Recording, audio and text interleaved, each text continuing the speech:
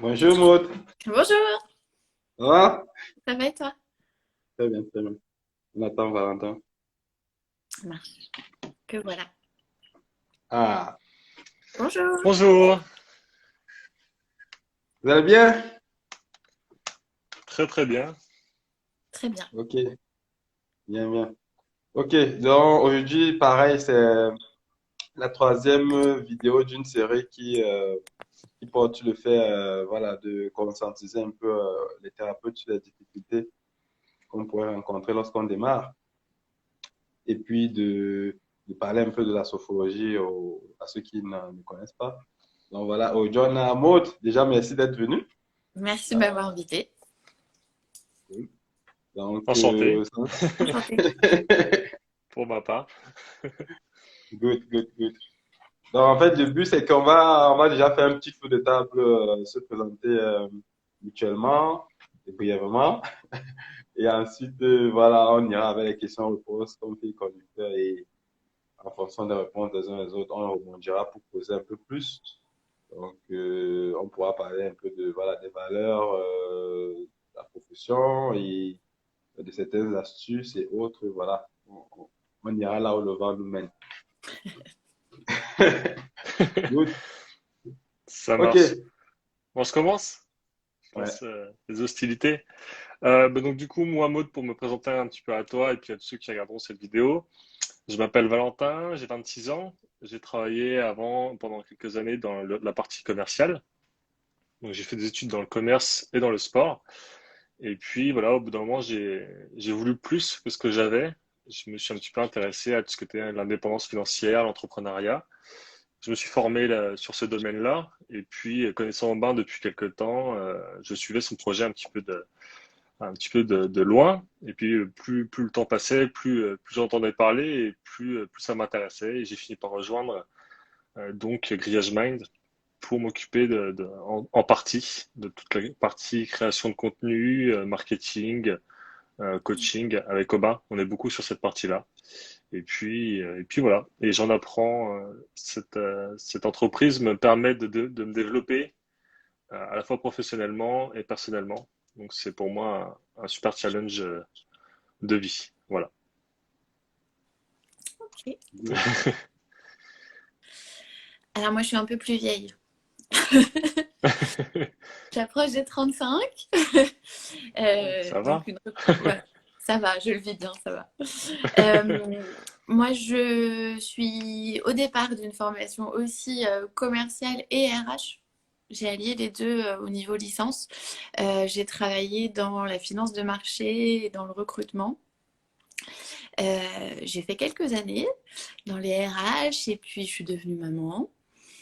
Et j'avais des horaires, j'étais dans le secteur informatique qui était plus trop compatible avec une vie de famille parce que je rentrais vers 22-23 Mm. heures. C'est ça, généralement. Voilà. Donc j'ai cherché à me rapprocher de chez moi. J'ai travaillé toujours dans les ressources humaines, mais à faire de la gestion de carrière et du conseil juridique. Euh, Au départ, c'était une découverte, donc c'était intéressant. Et puis j'ai vite tourné en rond. Et je me suis vraiment éloignée aussi des ressources humaines parce que je rencontrais plus personne en fait. Tout se gérait à distance et ça me manquait beaucoup. Et à ce moment-là, ben, reconversion un peu comme une évidence, c'est mon corps qui m'a lâché. J'ai eu des gros gros problèmes de dos qui m'ont mis à l'arrêt complet. Et où une équipe médicale m'a dit bon bah on soigne le dos, on opère, mais par contre derrière il faudra changer de travail, vous pouvez pas rester assise. J'ai dit ok, et on fait quoi dans les RH quand on n'est pas assis, Ah c'est un oui, peu compliqué. la punition Donc a ouais, été sévère. c'était un peu voilà, c'était un peu raide. Et à ce moment-là, en fait, j'ai commencé à faire de la sophrologie parce que j'ai rencontré une sophrologue. J'étais de l'autre côté à ce moment-là. J'étais patiente et puis ça a été une évidence en fait de se dire bah j'aime ça, je pense que je le ferai bien. Et donc bah, pour mes 30 ans, j'ai signé pour une formation en sophro et je me suis lancée. Et donc, je suis installée depuis presque 2 ans en sophrologie et j'ai complété avec une formation en hypnose. Et puis, je continue toujours à compléter de toute façon en formation, mais je reste sur ce créneau de sophrologie hypnose. Voilà. Good, ça c'était bien ça. Ouais, J'aime Ah, bien, je suis j'en contente. ai appris beaucoup. Tu vois, j'étais en train de prendre des notes parce que j'ai déjà vu des choses que je... quand Vraiment. tu vois Aubin pencher la tête, c'est pas bon signe généralement. C'est qu'il prend beaucoup de notes. Tu prends des notes? Ok. Beaucoup, ouais. J'ai un stylo aussi. Ouais, c'est bien, c'est bien. Ouais, c'est mon tour du coup. Ben, moi j'ai 31 ans. Donc là, je vais changer cette fois. Je vais commencer par présenter l'entreprise avant moi. En fait, la vision de Gagement, en fait, c'est d'aider les gens qui ont cette partie, une partie en elles, qui ne s'exprime pas, à se réaliser. Donc, concrètement, ça peut aller de la personne qui travaille, qui veut devenir chef de projet dans une entreprise. Ça peut aller de la personne qui veut se convertir, changer de boîte, peut-être pour aller dans une boîte qui a plus de meilleures valeurs. Ça peut aller de quelqu'un qui veut. Mais généralement, c'est des gens qui veulent entreprendre. Ils veulent devenir artiste, écrivain, mais c'est un peu dans les sentiers battus, entrepreneur. D'accord. Et donc, généralement, en fait, ces gens, ils ont une frustration. Ils en ont plusieurs. Soit la frustration, voilà, de faire quelque chose qui n'a pas un sens profond à leurs yeux, soit c'est le manque de créativité, soit ils sont sous-estimés dans leur entourage. Ça monte, ça génère une frustration qui fait que bon, ils sautent le pas. Et puis, à partir du moment où on saute le pas, ben, c'est un projet sur le long terme. On ne se fait pas du jour au lendemain. Et du coup, ça a des contraintes dues au long terme parce qu'on est seul garant de son projet. Et là, il y a un problème qui apparaît, c'est la procrastination. On ne fait pas forcément les choses au moins il faut le faire. Il y a des gens qui ont plus de bocage que d'autres, que ce soit pour des blessures émotionnelles ou pas. Mais notre idée à nous, justement, c'est de venir fournir des outils qui vont aider au plus près de l'exécution. C'est-à-dire que on ne peut pas rester ça à la surface, on veut rentrer dans la profondeur. OK, maintenant qu'on sait c'est quoi le problème, voilà, qu'est-ce qu'on fait concrètement quand la personne est sur le terrain. Donc, il y a beaucoup de personnes qui font de la motivation, tout ça, mais oui, concrètement, d'un point de vue pragmatique, qu'est-ce qu'on peut donner? Et du coup, voilà, ça peut être des logiciels, ça peut être des formations, bref, il y a différents niveaux de solutions. Et donc, j'en suis arrivé là particulièrement parce que, voilà, quelque part, c'est un peu à l'image de mon parcours. C'est que, avant, j'étais dans le domaine de l'ingénierie. J'ai bossé là-dedans par à peu près 5 ans. Et puis, mais ça me convenait plus nécessairement. Il y a tous des signes avant-coureurs, c'est-à-dire que entre le moment où l'inconfort apparaît, le moment où on prend la décision, il peut s'écouler 1 an, 2 ans, quoi, plus. Mais les signes étaient déjà là, voilà, c'est les signes que j'ai cités par la frustration. Mais c'est pas particulièrement un déclic qui a eu lieu en fin 2016, début 2017. J'avais une rupture amoureuse et en fait, j'ai pris conscience de beaucoup de choses que j'étais sur la mauvaise voie en fait. Parce que j'avais fait écouter, je ne m'étais pas écouté. Ou bien j'avais ignoré certaines choses. Et puis voilà, de fil en aiguille, je me suis retrouvé en train de travailler. Voilà, il y a une période de forte créativité, de travailler sur des sujets très abstraits et tout le reste. Et finalement, ça m'a mené sur des choses très concrètes, comme le fait d'aider voilà, sur ce parcours-là. Et c'est un peu comme ça que ça a continué. Et puis voilà. Donc, aujourd'hui, si on aborde un peu la thérapie, le problème, c'est que les sophrologues, les thérapeutes en général, passent un peu dans ce parcours d'auto-réalisation d'une certaine façon.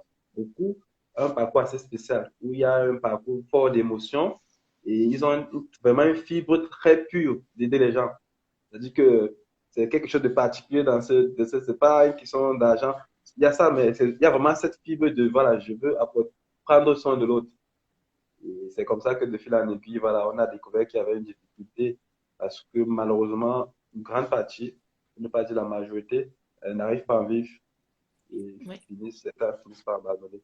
Donc, c'est un peu ça le topic. Voilà, il y a des problèmes visiblement. Est-ce qu'on peut en parler? Est-ce que les expérimentés peuvent en faire bénéficier aux autres? Comment? Il y a, euh, il y a cette idée d'aider les autres, mais ce que j'ai remarqué en formation et en échangeant avec des jeunes ou des anciens sophrologues, hein, c'est que avant toute chose, il y a la volonté de faire pour soi. C'est-à-dire qu'il y a, je pense, et c'est comme ça que je l'ai traité parce que j'étais bien entourée, qu'il faut faire les choses pour soi et ensuite se lancer. Il y a beaucoup de personnes qui se lancent dans un nouveau poste en espérant que ça va tout régler. Mais non, parce Mm. qu'on donne énormément quand on est thérapeute. Et si on ne sait pas déjà comment on va, ce qu'on a besoin de travailler et ce qui va nous faire du bien, on se trompe un peu. C'est un leurre. C'est pas parce qu'on a un métier qui a du sens qu'on va être capable de bien le gérer. Et Il y a Robin qui est il y là. a Romain qui est là. Salut Romain. Voilà, collègue de formation du coup. Mais je pense qu'il partage ça avec moi. Il y a des gens qui se sont lancés mais qui avaient besoin d'aide avant de pouvoir aider les autres. Et ça, c'est mon mari qui m'en a fait prendre conscience, qui m'a dit, OK, reconversion, je te suis, on va y arriver. Par contre, tu t'occupes de ton dos, de ta santé avant de te lancer. C'est bien. C'est vrai on a tendance à vouloir On aider t'entend? les autres. Ah, on m'a pas entendu? Si? Le son est peut-être un petit peu en décalage. Si, ça va. Oui, Vas-y. oui, c'est bon. Ouais. Je disais qu'en fait, on a tendance à vouloir aider les autres assez facilement, mais on oublie souvent de s'occuper de soi avant d'aider les autres, alors qu'en général, hors de soi, on aide encore mieux les autres après. C'est juste qu'on a tendance, je pense, à vouloir d'abord aider les autres parce que c'est plus simple. On fuit un petit peu ce qui peut faire peur et ce qui peut être difficile, quoi. Ouais. Ok, ça c'est bien. Mais effectivement, c'est quelque chose qu'on voit beaucoup. En fait, là, beaucoup de de thérapeutes en général, eux-mêmes, il y a beaucoup de blessures émotionnelles par le passé. Il y a Oui. toujours quelque chose. C'est-à-dire, c'est pas un parcours où on arrive comme ça. C'est rare. Et rarement en sortant d'école, hein, clairement. C'est parce qu'on s'est planté quelque part, c'est parce que, voilà, dans la vie, il y a un truc qui allait pas. Mais du coup, c'est important de le traiter avant de pouvoir s'occuper des autres. Mais c'est ce qu'on dit à nos propres patients parfois qui sont en burn-out familial ou au travail, c'est de se dire, mais si vous voulez pouvoir changer et aider les autres qui sont autour de vous, il faut que vous alliez bien. Mm. Il y a Et des étapes. c'est bien parce que quelque part, ça vous rend très empathique en fait. Parce que vous êtes passé par certaines choses et vous pouvez vous représenter, pas seulement logiquement, mais émotionnellement, la façon, ce par quoi la personne passe. Bah là, avec l'année et demie qui vient de s'écouler et les conditions de travail qui ont changé, j'ai énormément de gens qui viennent me voir pour des burn-out, des reconversions et tout ça, et je l'ai vécu. Donc oui, c'est sûr que ça aide. Après, il faut rester objectif aussi. Leur situation, c'est pas la mienne. Donc il y a un juste milieu. Mais justement, D'accord. ce vécu t'a permis d'avoir, en plus de diplôme, parce que des fois, certains sophrologues ont ce blocage un petit peu de devoir avoir le diplôme pour pouvoir aider les autres, alors que des fois, l'expérience personnelle peut être un avantage que les autres ne peuvent pas avoir s'ils l'ont pas vécu. C'est personnel et c'est professionnel aussi parce que pour le coup, je faisais de la gestion de carrière avant. Donc tout ce qui est Ouais. burn-out, handicap, reconversion, tout ça, c'est des choses que je faisais déjà. Donc là, je le fais avec des outils supplémentaires, mais c'est un sujet que je connaissais déjà. D'accord. Et les gens que tu rencontres qui viennent en burn-out, reconversion et tout, c'est quoi? Quand ils veulent se reconvertir, qu'est-ce qu'ils veulent faire concrètement? Parce que c'est une chose de savoir que tu dois changer, mais qu'est-ce que tu dois faire après, c'est autre chose. Et ben c'est ça le plus gros problème, c'est que quand ils arrivent, ils savent qu'ils doivent changer, mais ils savent pas faire, enfin ils savent pas quoi faire. Avant d'en arriver là, il faut déjà se connaître, quoi. Donc Ouais. là, la sophro, c'est l'outil idéal.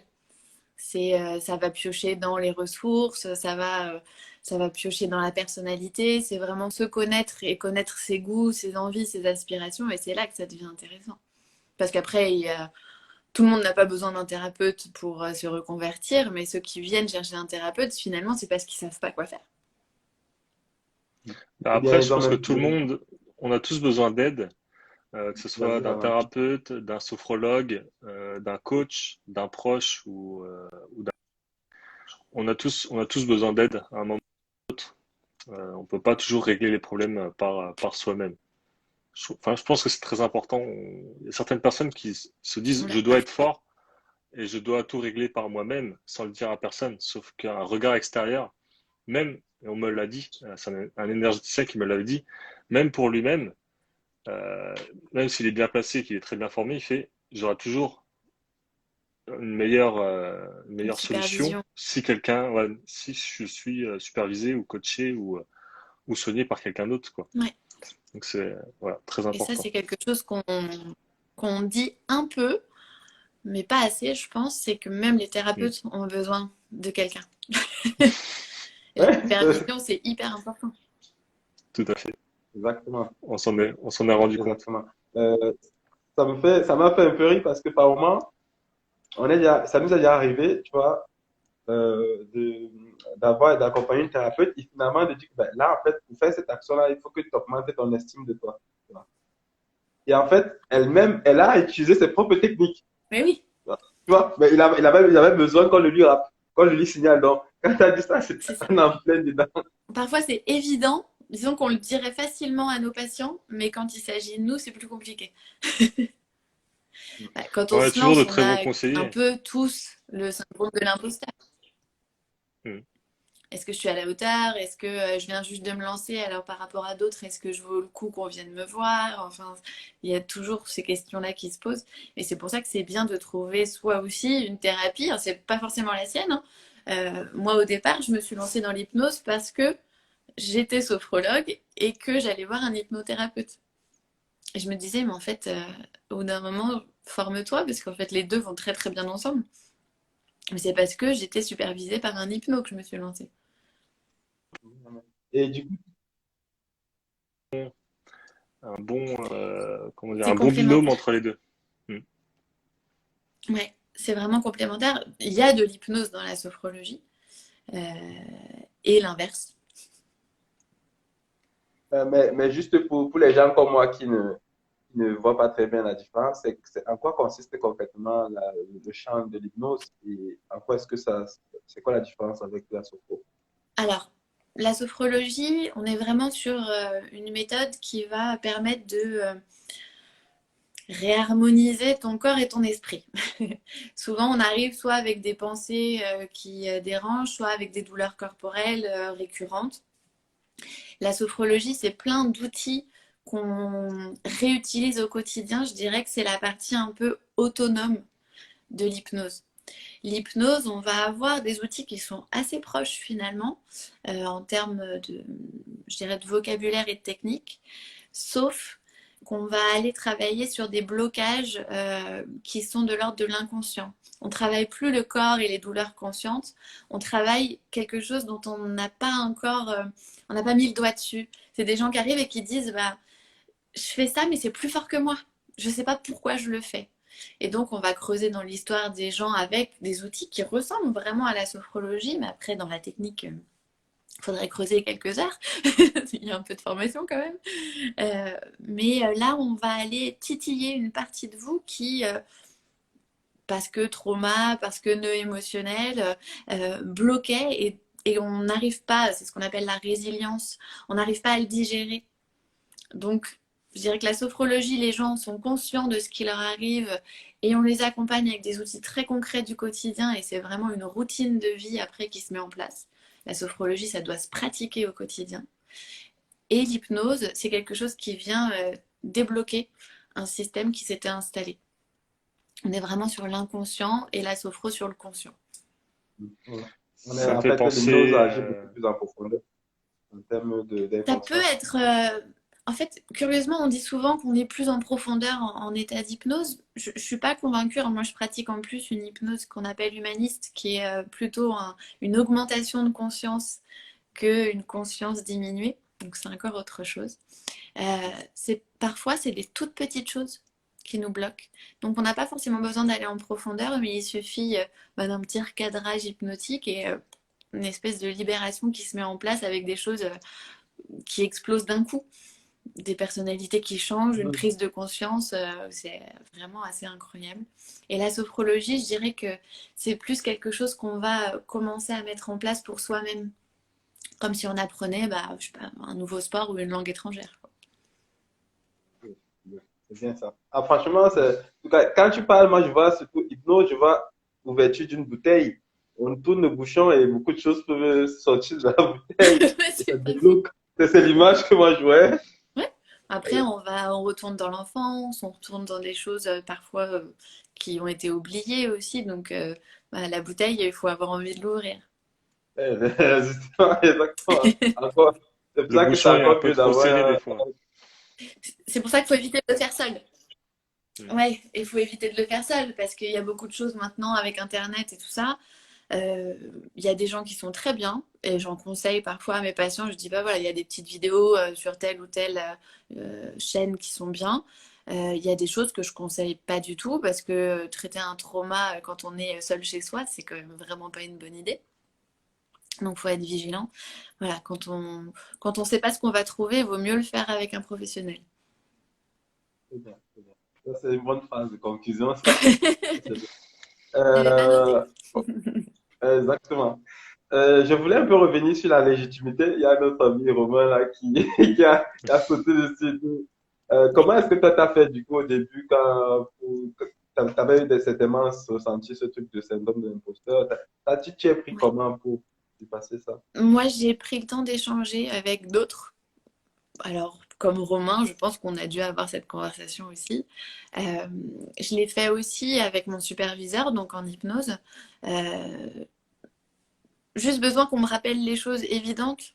Ce qu'on disait tout à l'heure, on a les outils pour nos patients et puis des fois on les oublie pour nous. Et, euh, et c'est vrai qu'à un moment, je me suis dit, bon, bah voilà, l'activité se lance, ça fonctionne bien, mais il y a des cas où je bloque. Et puis juste de se dire, ben, c'est normal parce qu'on est humain, que parfois on n'a pas la baguette magique, qu'il faut accepter aussi soit que ça vienne de nous, soit que la personne en face soit pas prête, et de passer la main en fait. C'est ni grave, ni qu'on est mauvais, c'est juste qu'on peut pas convenir à tout le monde. Et c'était bien qu'on me le rappelle. Mm. Voilà, donc discuter Bah, toujours et encore, hein, c'est se rassurer et échanger avec les autres. Faire du réseau, c'est hyper important. en fait, le simple fait qu'on t'ait rappelé les bases, ça t'a ramené aux vérités fondamentales et puis dans ça, tu as puisé voilà, ta confiance, si je peux dire ça comme ça. Oui, en formation, en fait, on apprend la technique, mais on n'apprend pas le métier. Et donc, on nous dit pas, bah oui, vous allez vous lancer, et oui, vous allez vous planter, et oui, vous allez douter, et puis des fois, il y avoir des grandes réussites. On rentre pas dans les doutes et dans la personnalité de chacun. Donc, il faut trouver soit bah, le bon réseau, soit familial, personnel, professionnel, mais des gens, oui, qui vont juste remettre le doigt sur les évidences, quoi. Et comment t'as choisi ta clientèle? Est-ce que c'est ta clientèle qui est venue à toi et elle s'est dessinée au fur et à mesure? Ou est-ce que c'est un choix personnel que tu te dis, je vais traiter ce problème-là et j'aimerais avoir tel type de client? Au départ, je suis restée très large. J'avais pas forcément décidé de m'orienter, de me spécialiser. Et puis, au fur et à mesure, j'ai remarqué que les gens qui venaient à moi, finalement, ça résonnait un peu avec mon histoire. Hmm. Forcément, il paraît qu'on attire les gens qui nous ressemblent. Et, euh, et je pense que de ce fait, j'ai forcément plus communiqué dessus, sur les réseaux ou le bouche à oreille aussi. Et ça s'est fait assez naturellement. Alors c'est vrai que de mon côté, je reste généraliste. A priori, je refuse personne. Mais je remarque que je vois pas mal d'enfants et je travaille beaucoup sur les hauts potentiels et les hypersensibles. Ah ah, Voilà, ça résonne un peu dans ma vie. Euh, et j'accompagne beaucoup, alors les femmes sur tout ce qui est fertilité, PMA et voilà, tout ce qui peut y être associé, et de plus en plus de burn-out. Je dirais que c'est vraiment trois axes, voilà, Ouais, t'as pas qu'un hypersensible, seul axe, quoi. fertilité. Non, non, parce que moi j'aime quand ça change. Donc c'est pareil, je fais du cabinet en individuel, je fais du groupe, je me déplace en entreprise. J'ai fermé aucune porte parce que la méthode s'adapte finalement aux gens. Enfin, je dirais que et sophro et hypnose, ce qui est important, c'est surtout le temps qu'on passe à connaître les personnes qu'on a en face de nous. Et après, les outils, tout est adaptable, tout est personnalisable. Donc, il n'y a rien qui m'est vraiment bloqué aujourd'hui. Donc, je garde les portes ouvertes. Après, c'est encore assez récent. Je suis installée que depuis 2 ans. Peut-être que dans 10 ans, j'aurai pas le même discours. Mais aujourd'hui, j'aime justement me dire quand quelqu'un passe la porte, qu'est-ce qui T'aimes pas l'amène comme savoir. histoire et sur quoi on va travailler, quoi. Bah, de toute façon, ça, ça, je pense pas que dans 10 ans, tu changes beaucoup d'état d'esprit. parce que, comme tu l'as dit en fait tout à l'heure, quand tu as changé de travail, tu as très vite tourné en rond et je pense que la routine ne te plaît pas. Oui, Donc je pense que c'est, même si tu as tes spécialités, ce côté à avoir quand même la liberté. Puis avec l'expérience, tu auras de plus en plus confiance et tu auras de plus en plus de connaissances, ce qui te permettra d'aider à plus en profondeur beaucoup plus de typologies de problèmes, quoi. au maximum. Donc non, je pense pas que tu changeras là-dessus, Oui. sur cette partie-là en tout cas. Et surtout, si elle est HPI, ben, elle aime pas la routine. Bah, c'est un peu La ça, hein. définition, donc c'est plus je dis que, c'est pas, je dis que, quand il disait tout à l'heure, je comprenais que quand quelqu'un ouvre la porte, elle est un peu en mode, ah, découverte. C'est Mais ça, moi voilà, je ça fait tourne partie du vraiment, truc. c'est mon carburant à moi. Exactement, la nouveauté, la découverte, tout, Ouais. et l'investigation. Good. Mais du coup, si moi, si un HPI ou bien un hypersensible là qui nous regarde et qui, voilà, qui est pas encore familier de la sophro, concrètement, précisément, en quoi est-ce que la sophro pourrait l'aider?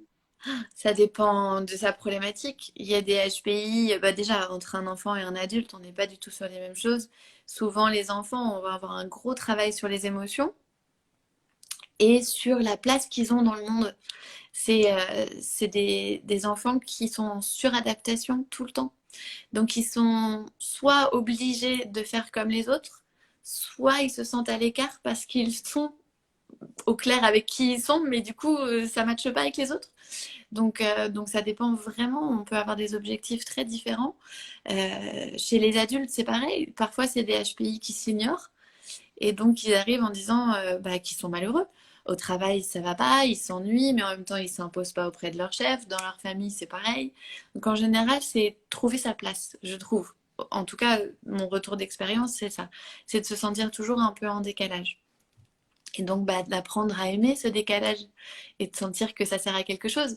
Moi, quand j'ai des parents qui m'envoient leurs enfants en me disant j'y arrive plus, il est tout le temps en colère, dès qu'on lui dit quelque chose, ça prend des proportions énormes.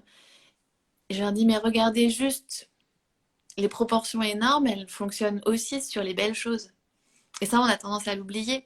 Les HPI sont des gens qui sont très intuitifs.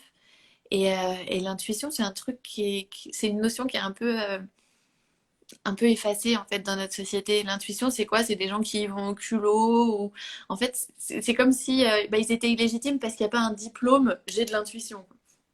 Alors que quand on Et creuse, l'intuition, c'est en fait, pour eux, c'est comme un outil comme qu'ils ont su travailler avec le temps. Donc, ça leur permet d'aller vite, par moment, qui fait qu'ils vont même plus vite où ils ont la réponse sans avoir la question. Et du coup, ils mais ils passent sont pas même plus de capables de temps. l'expliquer. Quoi, Exactement. C'est Susan? ça. Mais ça, en entreprise, Ah! c'est pareil. En entreprise, tu arrives et tu te dis, bah oui, en fait, la solution, c'est ça. Et ton patron va te demander, oui, enfin, comment tu as trouvé ça? Mais en fait, pour lui, c'est tellement évident. Sauf que bah, Oui, souvent, hein, mais quand on est c'est un peu. HPI, on est à son compte, hein, parce que Ouais, tout à un fait, tout HPI à en fait. entreprise, c'est très compliqué. Ouais, tout à fait, tout à fait, tout à fait. Et bon, quelque part aussi, c'est normal, c'est-à-dire qu'en entreprise, on a besoin que tu communiques sur la visibilité, sur la vision. C'est-à-dire que c'est difficile de dire, bon, les gars, on va là, et de ne pas expliquer pourquoi on va là. Mais oui, Voilà. C'est très difficile.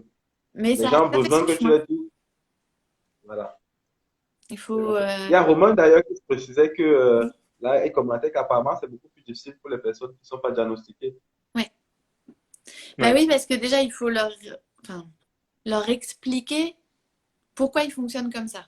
Alors aujourd'hui, maintenant, en neurosciences, on a beaucoup de réponses, hein, mais faut expliquer les choses assez simplement et leur dire déjà que c'est pas une pathologie, que ça concerne quand même beaucoup de personnes aujourd'hui, euh, et qu'on peut en faire des choses très très bien. Et que tout ce qu'ils ont ressenti bah, quand ce sont des adultes, mais même des enfants, hein, tout ce qu'ils ressentent, voilà, de se sentir à l'écart, pas compris ou bizarre, bah, en fait, ça peut vraiment être retourné à leur avantage. Et ça prend du temps. Qu'est-ce qu'on pourrait dire ou qu'est-ce qu'on pourrait conseiller aux personnes qui sont peut-être dans ce mal-être en fait, et qui pensent peut-être être HPI? Qu'est-ce que tu conseillerais? Un livre? Moi, j'ai un livre en tête, mais peut-être faire des tests. Qu'est-ce que tu conseillerais, toi? Alors, j'ai lu pas mal. En fait, le problème, c'est que dans les livres, il y a un peu tout. Mhm. et il y a aussi n'importe quoi, à mon sens. C'est un peu un créneau sur lequel on surfe beaucoup aujourd'hui, hein.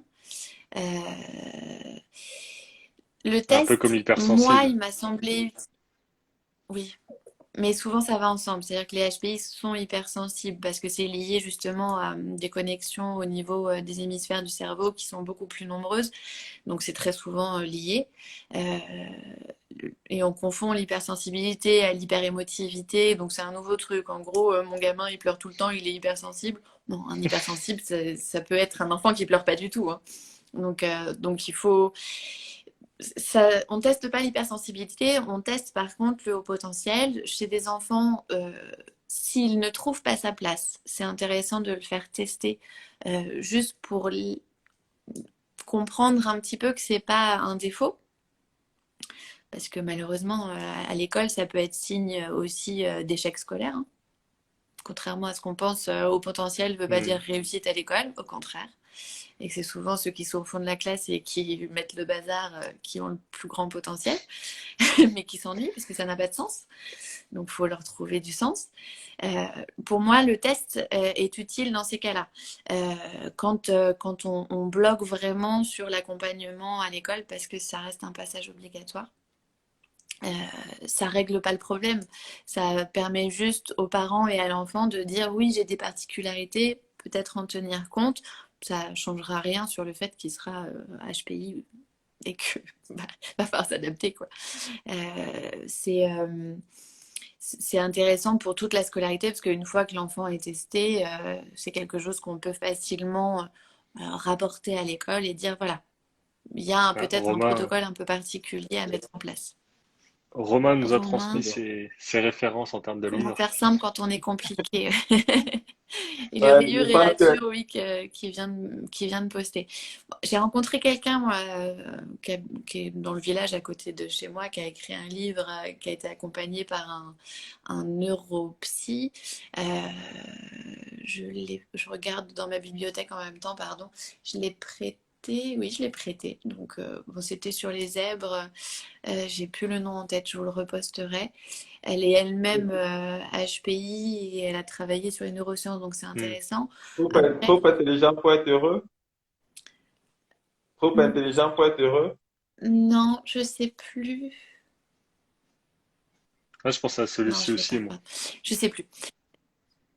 Après, il y en a vraiment plein. C'est compliqué parce que avant de l'ouvrir et avant de le lire, on ne sait pas sur quoi on va tomber. Il faut garder à l'esprit que tous les HPI et aussi tous les hypersensibles sont différents. Et c'est pas parce que vous êtes hypersensible que vous allez comprendre un hypersensible. Parce qu'ils ont tendance à se regrouper, les forums, les formations et tout ça. Et en fait, deux hypersensibles qui se rencontrent, ça peut carrément pas le faire, hein. Faut penser que le câblage peut ne pas du tout être le même. Hmm. C'est comme si, Ce qui peut être intéressant comme très compliqué. c'est un peu comme si deux personnes qui avaient la même passion pour, je sais pas, par exemple pour le foot, se rassemblaient parce qu'elles aimaient bien le foot, mais au final, elles sont pas du tout pour la.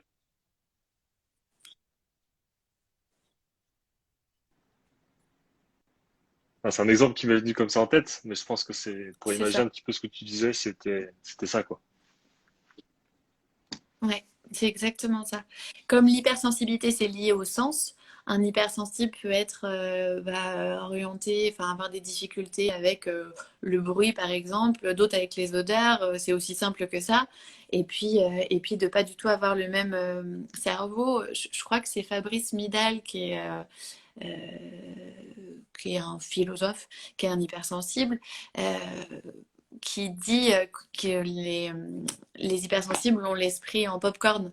C'est-à-dire que dès qu'il y a une idée qui se présente, sur un cerveau lambda, ça va faire son chemin tout droit, et l'esprit en popcorn va partir dans tous les sens. Donc c'est compliqué de communiquer. Good. OK. Je retiens que du coup, quand on est HP et qu'on ne trouve pas sa place, il faut trouver comment canaliser tout ça. Voilà. Et ça peut être la Idéalement, sophrologie qui travaille le corps, l'esprit. Voilà. idéalement, voilà, on pourrait se rediriger vers la sophrologie, mais le Mm. but, c'est d'être déjà au moins diagnostiqué pour comprendre que c'est pas une un problème, quoi. Et que on peut retourner tout ce qu'on pense être des défauts comme des avantages à condition de savoir dans quelle direction aller. Exactement. Pareil pour les Et hypersensibles. suivre son Good, intuition. exactement. Ne pas la renier. Non, surtout pas. C'est un peu le sixième sens du haut potentiel, l'intuition, hein. Good, good. On On a attend un peu perdu que Valentin. Valentin revienne. Ouais, on l'a perdu. Il est en train de revenir. Reviens. Je suis là, je sais pas si vous m'entendez. On t'entend, mais on ne te voit pas encore. Non. Ouais, mais il doit y avoir un petit bug avec l'application. Euh, Attends, je vais essayer de requitter, de refaire une demande Ok. Non, ne fais pour pas de comme. demande. Je vais inviter. Je vais t'inviter. Vas-y, ça marche. Quitte juste et puis je te réinvite. Ok.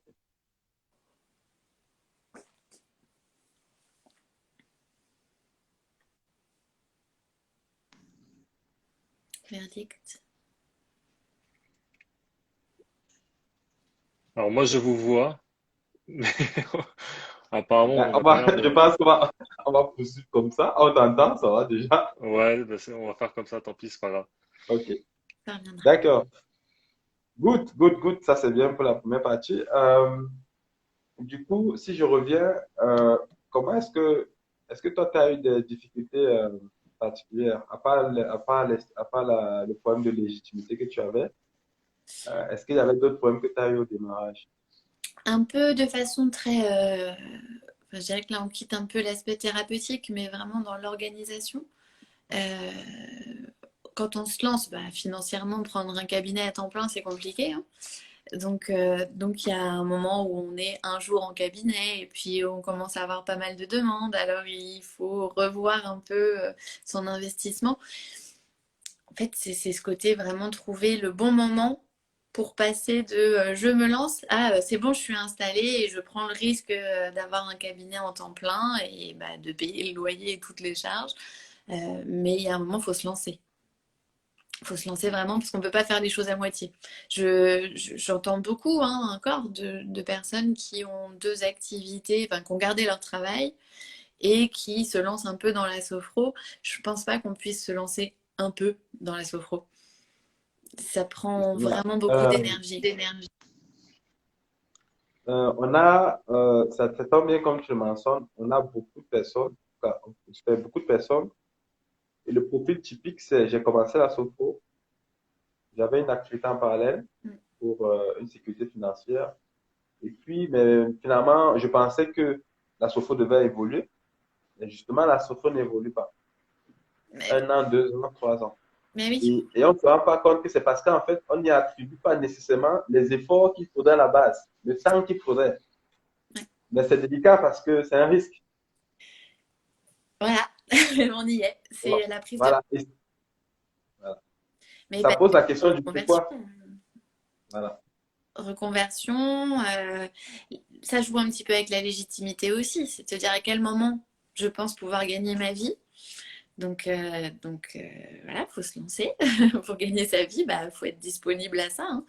Et oui, c'est un cap à passer. Et je pense qu'il y a le côté vraiment être à l'aise avec la méthode et pouvoir donner vraiment de son temps. Et puis, il faut être quand même connecté aux réalités du marché. Il y a beaucoup, beaucoup de gens qui s'installent, mais dans d'autres thérapies aussi. Et comment faire la différence en fait. Mhm.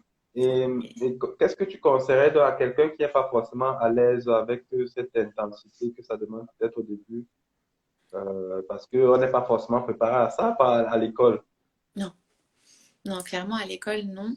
Euh, Moi, j'ai trouvé que mon activité avait décollé quand je me suis entourée. Je suis dans un cabinet pluridisciplinaire et pour moi, c'est pas juste d'être visible parce que mes collègues ont des patients, mais c'est vraiment de travailler en équipe.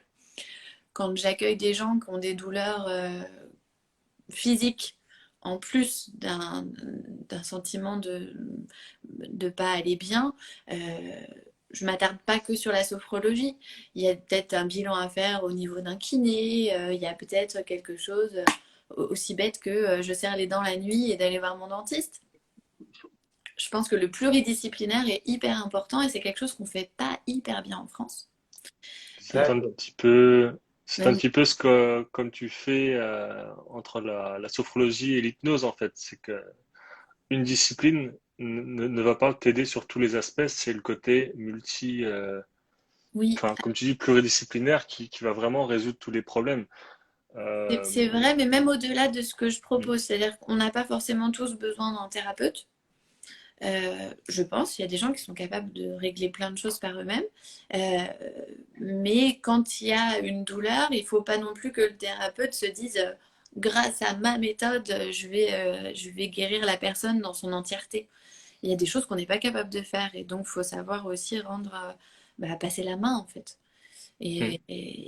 Voilà, avec un kiné, parfois avec un psy. Alors, moi, j'ai fait le choix de me former à la psychologie clinique, euh, mais c'est pas mon métier.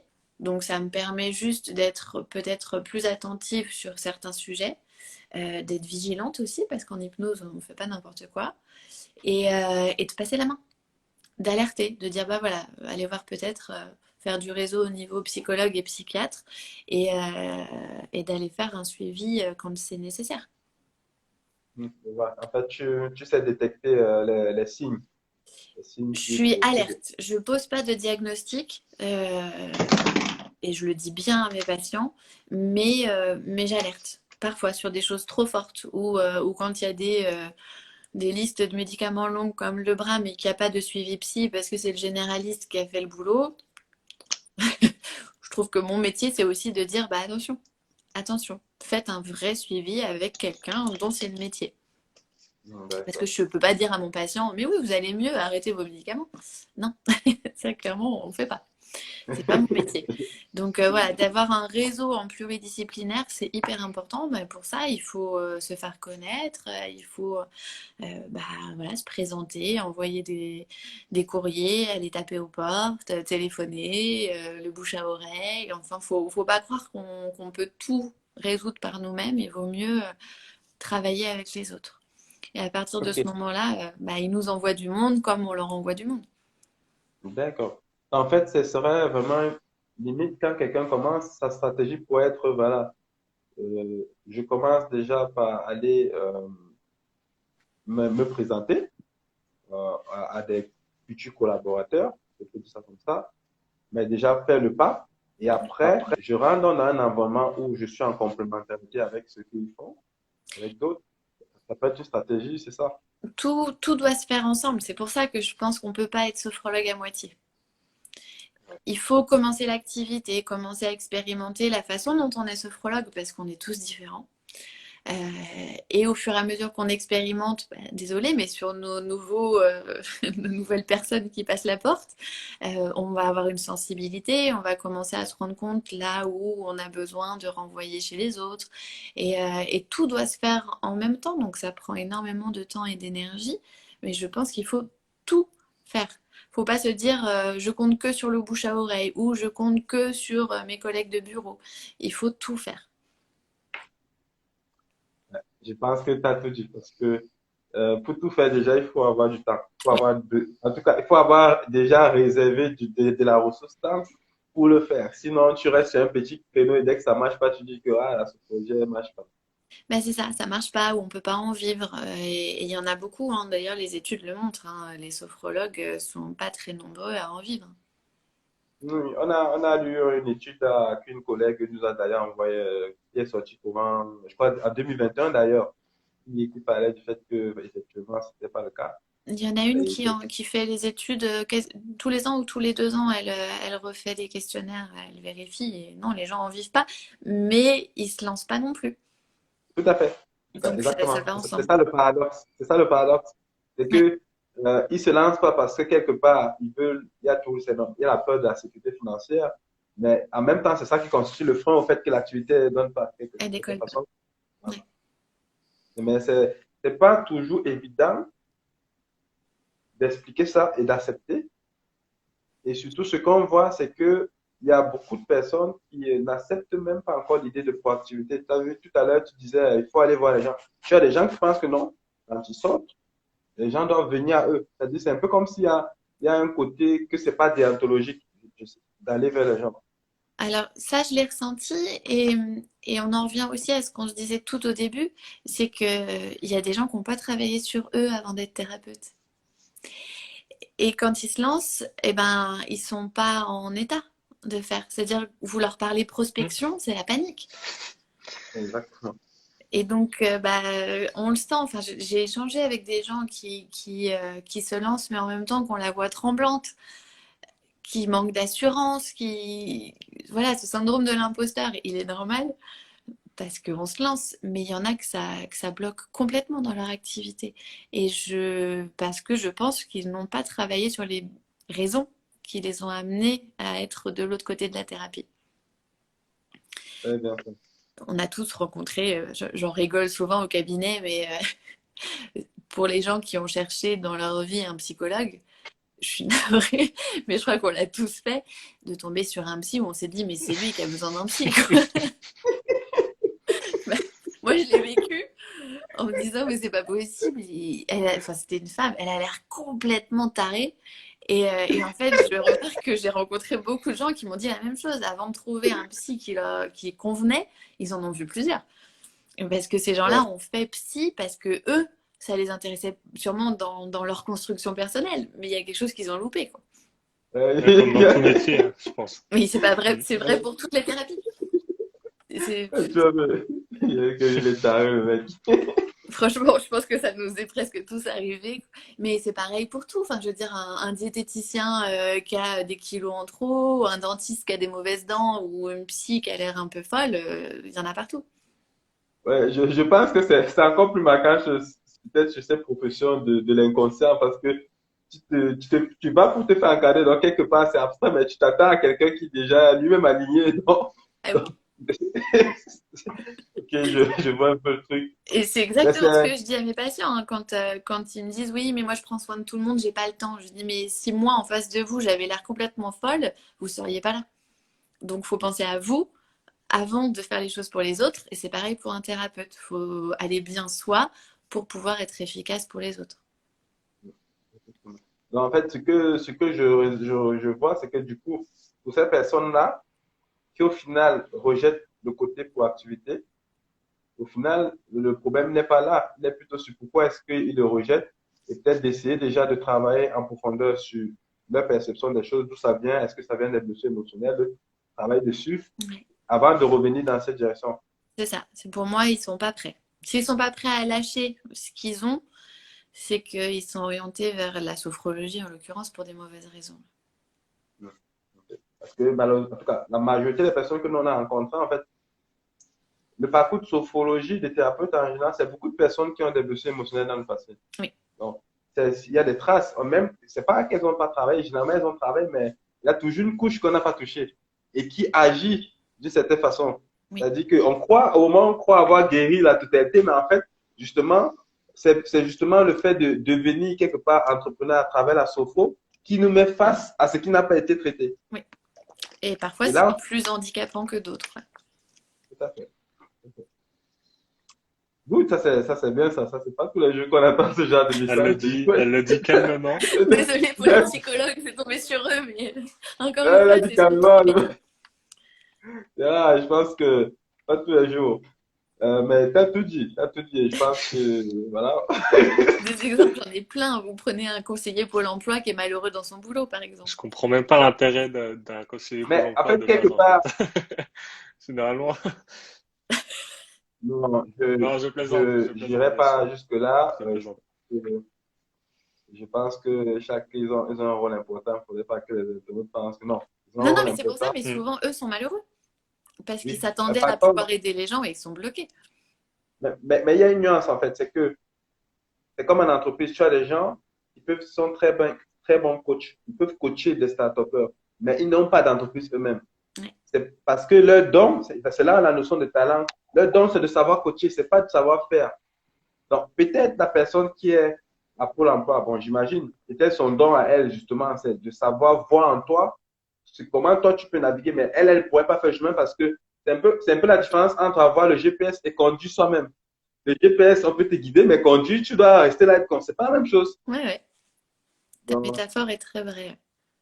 je pense que c'est toujours un peu à nuancer. Et puis voilà. Ok. J'ai retenu qu'il faut être proactif. Ouais, Faut prendre la peine de travailler sur soi. Si jamais on voit qu'il y a un point de proactivité, pas de dire que c'est parce que c'est déontologique et tout. Si on ne fait pas ce qu'il y a un problème, on la peine de creuser, sinon on n'est pas prêt. Et c'est il faut mon point donner de vue. le temps qu'il faut. Ok. Exactement, ça, c'est bien ça. Ok, donc, à part ça, est-ce que tu avais d'autres difficultés, à part Euh, l'organisation et la légitimité? je m'étais noté un peu la gestion de la vie pro et perso. Euh, Quand j'ai commencé, j'avais un jour en cabinet et le reste, j'étais à domicile. Et j'ai trouvé que c'était compliqué, mais c'était pour moi, hein. Il y a peut-être des gens qui gèrent ça très bien. J'ai trouvé que voilà, la limite entre le pro et perso était difficile quand on se lançait à domicile. Et même si financièrement, ça peut être intéressant, le calcul pour moi a été vite de prendre un cabinet en temps plein. Ça me semblait beaucoup plus raisonnable. Mais ça, Ça peut créer une bonne segmentation. moi, c'est mon expérience. Après, il y a des gens qui le vivent très bien, a priori. Très bien, très bien. Euh, Ma question, c'est quand tu prospectes, quand tu vas voir quelqu'un, par exemple un futur collaborateur, un psychologue, tu dis quoi concrètement? Est-ce que tu as un, au moins un guide? Est-ce que tu as une approche? Alors, moi, j'ai commencé de façon très très large au début parce que je savais pas tellement comment le faire. Donc, j'écrivais. J'avais des courriers que je ciblais selon les métiers. Euh, il y a eu quelques retours, mais bon, sur la masse, faut être honnête, ça prend pas beaucoup de temps à faire, donc ça ramène pas beaucoup de monde non plus. Après, j'ai travaillé plutôt sur des réseaux d'entrepreneurs. Euh, il y a des groupes qui existent dans chaque région, dans chaque ville, hein. Il suffit de chercher un peu sur les réseaux sociaux. Et là, du coup, j'ai participé plutôt à des réunions. Et bah, c'est de la présentation de moi, comme on est en train de faire là, hein, qui je suis, pourquoi j'en suis arrivée là et ce que je propose. Et puis après, c'est beaucoup plus informel, autour d'un café, d'un petit-déj ou d'un dîner, de pouvoir échanger sur ce que chacun fait. Et tout le monde est là pour la même raison. Tout le monde est là pour parler de soi et vendre son activité. Donc, c'est moins, c'est moins stressant. On n'a pas peur de se prendre une porte déjà quand on se lance, parce qu'au début, c'est pas évident. Et puis après, bah, c'est au fur et à mesure de mes patients aussi. C'est-à-dire que quand je croise quelqu'un justement qui fait du pluridisciplinaire, bah, je prends le nom de la personne. Et puis, et si mon patient est d'accord, bah, on se met plutôt deux thérapeutes ensemble pour un accompagnement qui est plus efficace. Donc, au fur et à mesure, les autres professionnels ont mes coordonnées. Et ça se fait comme ça, naturellement. Ah, c'est bien ça. Le fait de faire participer d'autres thérapeutes quand le besoin se pose, c'est bien ça. Je trouve que c'est important. Et après, il y a des métiers qui sont très loin des nôtres, mais qui sont des prescripteurs aussi. Je disais tout à l'heure, Ok. un dentiste, par exemple, quelqu'un qui a peur d'aller chez le dentiste, il peut nous l'envoyer. On ne fait pas du tout le même métier, mais il peut avoir besoin de nous. C'est aussi bête que là où vous allez chercher votre repas le midi, bah, de glisser une carte. Ça se joue parfois sur des choses vraiment juste du bon sens et voilà, de se présenter naturellement comme on est. D'accord. Et- Alors moi, je suis très relations humaines, hein, donc je le fais assez naturellement. Ça me prend pas du temps parce qu'en fait, c'est sur mon temps à moi de vie.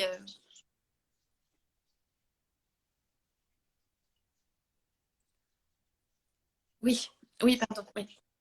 Mm,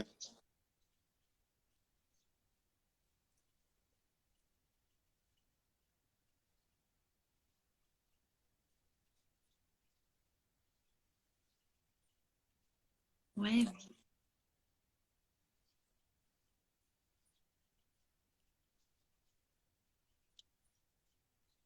ouais,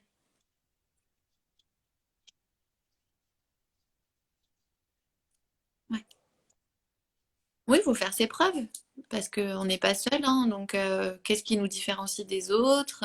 Et puis tu disais, on est pressé au début d'avoir beaucoup de monde, sauf que Alors ça, c'est mon cas à moi. Comme ça a commencé justement, quand j'ai commencé à remplir vraiment mon agenda, j'étais épuisée. J'étais vraiment épuisée parce qu'il y a rien de, il y a aucun protocole de suivi qui ressemble à celui d'avant. Donc à chaque fois, il faut tout repartir de zéro, il faut tout recréer, tout repenser et puis arriver à accepter aussi les histoires de chacun qui sont plus ou moins difficiles. Et donc, quand les journées sont remplies, vous rentrez chez vous vraiment fatigué. Et au début, je disais jamais non. Je remplissais jusqu'à ce que j'ai plus de place. Au bout d'un moment, j'ai commencé à mettre des créneaux dans mon agenda pour souffler. Parce que je trouve que je suis aussi beaucoup plus disponible et efficace quand je fais pas 10 rendez-vous par jour, quoi. Et aujourd'hui, je commence à faire un petit peu de supervision pour d'autres thérapeutes qui viennent me voir justement parce qu'ils n'y arrivent plus. Ils ont la tête vraiment qui déborde. Donc il faut aussi être capable de mettre du temps sans travail. Tout à fait. Tout à fait. C'est vrai que beaucoup, certainement, vont se diront qu'ils n'ont pas le luxe de le faire pour le moment. Au Euh, début, je comprends, hein, mais on est aussi plus efficace. Donc faut trouver l'équilibre. et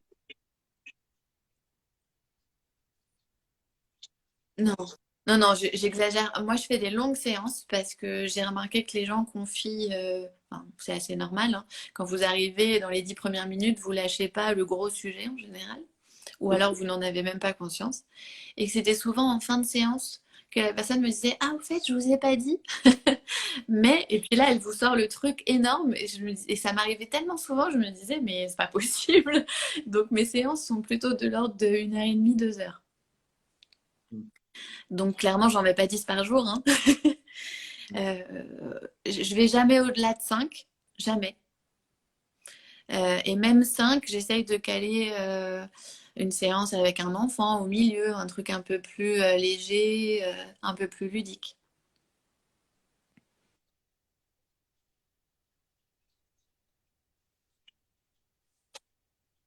Ouais,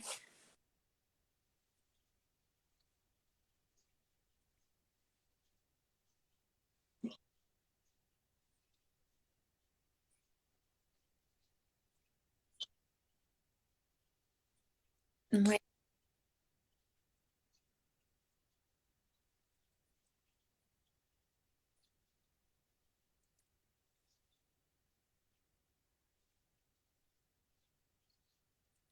C'est compliqué de faire des généralités parce que comme chaque cas est vraiment très différent, euh, en sophrologie, on parle de protocole entre 8 et 12 séances. Honnêtement, ça arrive assez rarement, je trouve, d'aller jusqu'à ce nombre de séances à 12. Euh, Après, il y a des gens qui viennent vous voir pour un sujet et puis qu'on revoit quelques mois après parce qu'ils disent en fait peut-être qu'il faudrait que je travaille sur autre chose. C'est très aléatoire. Globalement, 2, 3 séances sur de la gestion du stress qui n'aurait aucun lien traumatique, c'est faisable. Après, quand vous rentrez dans des gros sujets dans l'enfance ou vraiment quelque chose de l'ordre de la personnalité de la personne, voilà, je suis tout le temps en colère, ça se travaille pas en une séance, quoi. Mais j'ai des gens que je suis depuis que je suis installée depuis 2 ans. Mais on ne se voit pas toutes les semaines, bien sûr. Mais c'est un peu comme une petite piqûre de rappel. Voilà. De temps en temps, elles reviennent et on remet une couche, on refait une séance, on reprend les bases. Et puis il y en a d'autres que je vais voir 3 fois. Et puis au bout de 3, ils me disent bah, c'est bon, c'est nickel, objectif atteint. C'est vraiment très aléatoire.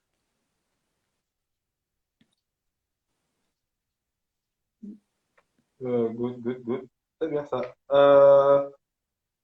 La dernière partie, je pense, mais on a plus ou moins brossé, c'est qu'est-ce que tu recommanderais, là, voilà, parce qu'au final, le but, c'est que les gens puissent en faire quelque chose. Qu'est-ce que tu recommanderais, du coup, voilà, à une sophrologue qui se lancerait là, ou bien qui serait prête à se lancer? Voilà. Se connaître avant de se lancer, vraiment travailler sur soi et puis de travailler comme vous êtes. comme je disais tout à l'heure, je pense qu'on n'a pas tous besoin d'un thérapeute et surtout, je pense qu'on n'a pas tous besoin du même. Et donc, bah, quand vous êtes vraiment vous au cabinet, les gens qui viennent vous voir, ça va vous correspondre. Si vous essayez de rentrer. Exactement. Venez comme vous êtes. Oui, mais c'est ça.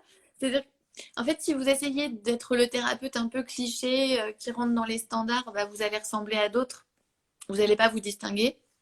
Et puis, vous serez peut-être pas heureux non plus, parce que vous serez toujours bloqué et toute la journée, il faudra jouer un rôle. Alors, bien sûr, il y a le rôle du thérapeute. Vous n'êtes pas comme vous êtes avec vos amis, c'est évident. Mais d'y mettre votre touche à vous. Moi, j'ai conscience que ma personnalité et ma façon de travailler ne va pas convenir à tout le monde. Mais c'est la mienne. C'est vrai que les gens viennent me voir, ça matche ou ça matche pas. Mais je me fais pas passer pour quelqu'un d'autre. Ça demande quand même une certaine part d'humilité, je pense. De... Mais il faut être capable de dire ouais quand on n'est pas capable voilà. et de passer la main. Ça revient sur le pluridisciplinaire, hein. Et ça va avec le syndrome de l'imposteur. Si vous essayez d'être quelqu'un d'autre, vous serez jamais vous-même, donc vous vous sentirez jamais légitime. Tout à fait. Donc voilà, soyez vous-même, vraiment. Et ça m'arrive des fois de pleurer avec un patient, et ça m'arrive d'avoir des fous rires avec un patient. Et voilà, en fait, c'est ça qui est bon. C'est que les gens, ils repartent de là. Et moi, mon but, c'est vraiment qu'ils repartent avec le gros smile, quoi. C'est bien. Voilà. Good. Puis En tout faites-vous cas, confiance. justement, j'insistais beaucoup sur l'humilité parce que quand on dit confiance, en fait, on a souvent cette impression, on a une interview qui nous a fait la remarque par rapport à l'interview d'hier, c'est que la confiance, c'est un gros mot, mais il y a beaucoup de choses dedans. Oui. Et quand on débute, en fait, ça n'aide pas juste de se dire il faut avoir confiance en soi. C'est pas un mécanisme conscient que vous appuyez sur un bouton, ça se passe. C'est ce qu'on Non. appelle un Quel état est- émergent en thérapie. C'est-à-dire que vous ne pouvez avoir confiance que quand toutes les conditions sont remplies. C'est comme le sommeil. Vous ne pouvez pas vous coucher et vous dire je veux dormir, je veux dormir, je veux dormir, je veux dormir. Ça ne marchera jamais. Alors que si vous êtes bien installé, s'il n'y a pas de bruit, si vous avez mangé correctement, etc., et ben c'est possible de dormir. Et ben c'est pareil. La confiance, c'est si toutes les conditions sont remplies autour de vous, et ben vous pouvez avoir confiance. Déjà, essayer d'être soi-même, Mm. accepter ses réalités, ses forces comme ses faiblesses, ne pas essayer d'en maquiller. On essaie beaucoup de maquiller les faiblesses. Non. Et du On coup, est ça crée un... soi et on est bien entouré et la confiance, elle naît après des réussites. Ça, c'est bien ça. Je pense que là, c'est bon. Je ne sais pas si vous avez d'autres questions. Bon, comme... Et vas-y, Valentin.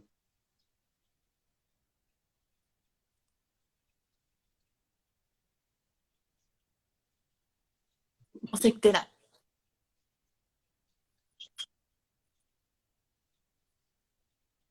Merci.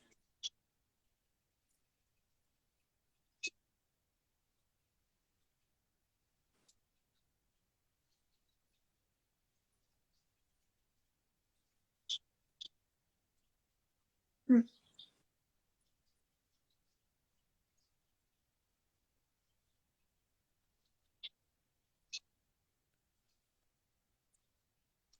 Euh, Avec juste plaisir. avant, juste avant de finir, parce que je suis toujours monsieur improvisation, je voudrais que la prochaine fois, en fait, je veux si on peut faire ça maintenant, on t'a posé beaucoup de questions, mais je pense que, est-ce que tu as une question à nous poser, nous? Je crois que je vais la mettre celle-là à partir de la prochaine Oh, je suis interview. pas préparée.